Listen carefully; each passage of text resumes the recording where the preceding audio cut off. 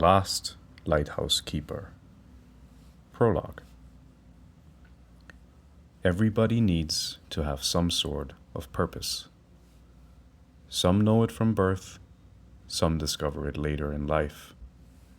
A few unfortunate souls never find it at all. But Elias had always known. The lighthouse had called to him long before he could recall the first time he climbed its spiraling steps. It was in his bones, in the steady rhythm of his breath, and in the aching pull of his knees as he ascended, step after step, towards the light. The sea wind howled outside, salty and cold, but within the tower, the thick brick walls held steady. He ran a calloused hand along the damp surface as he climbed.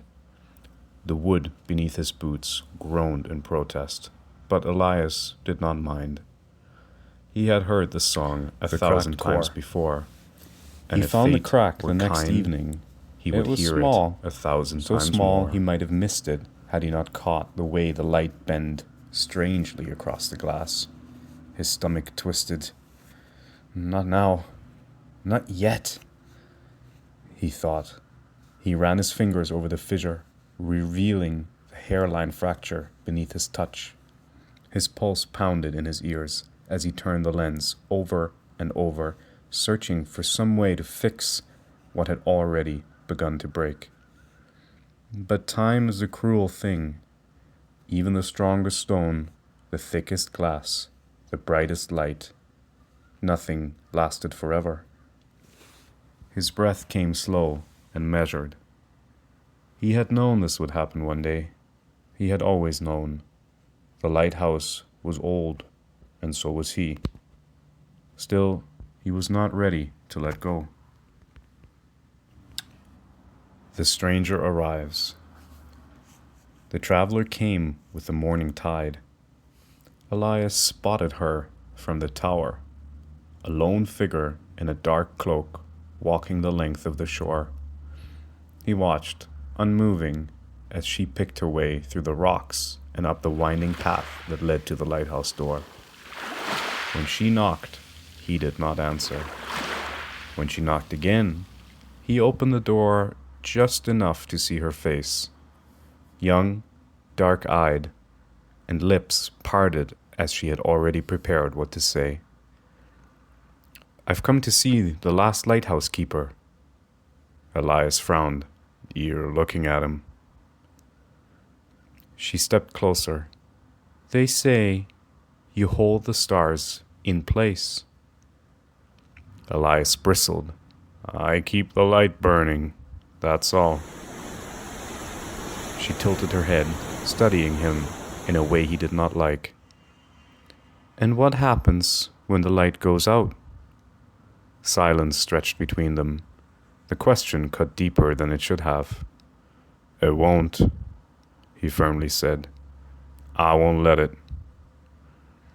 But the traveler did not look convinced, and Elias, for the first time in his long years, felt something dangerously close to doubt.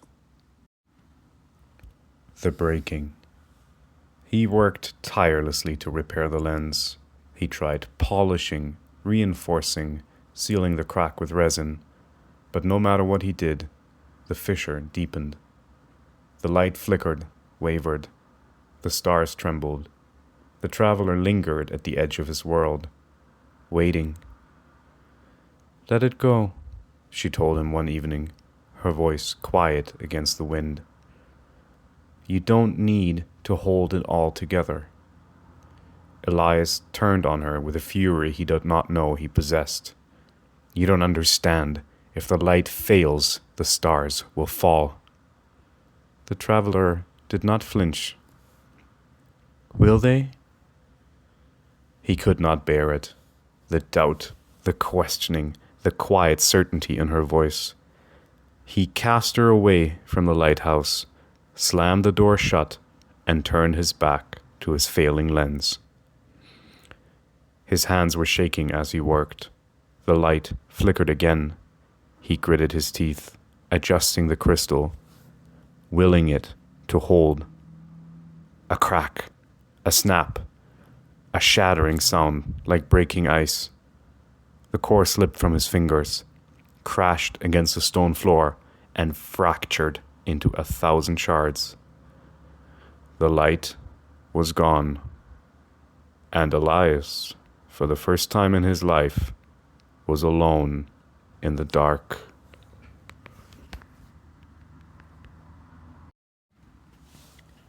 The shooting star.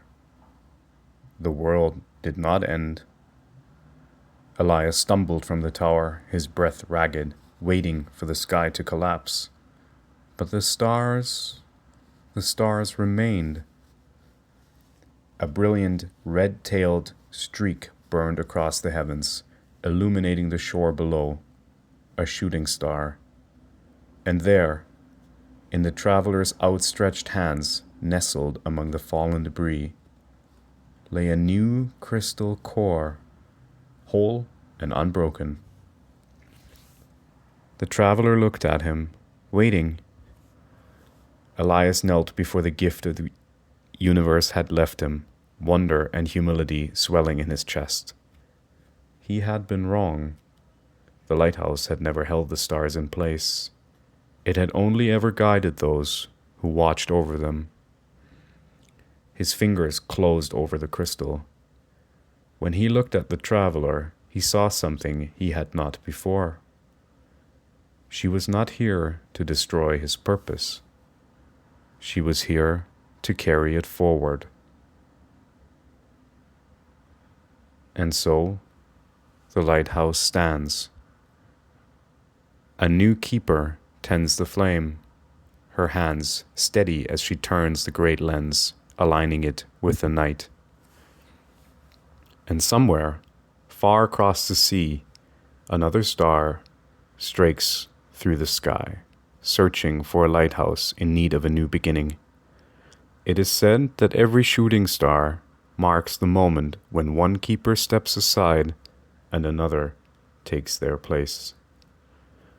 And so the cycle continues. Forever and always.